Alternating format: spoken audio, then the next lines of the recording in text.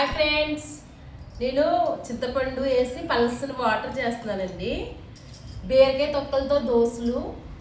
బీరకాయ తొక్కల్లో చాలా ఫ్లేవర్ ఉంటుంది.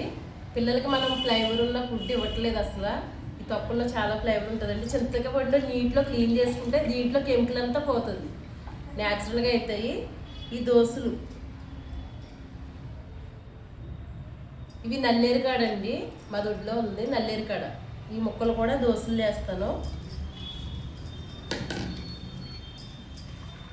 రైసు, శనగపప్పు,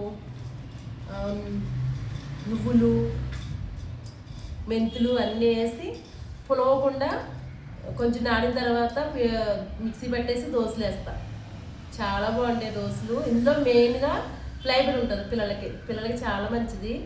అందులోకి నల్లేరుకాడ చాలా బోన్స్కి చాలా మంచిది. అందరూ ఈ విధంగా పిల్లలకి వేసి ఇవ్వండి.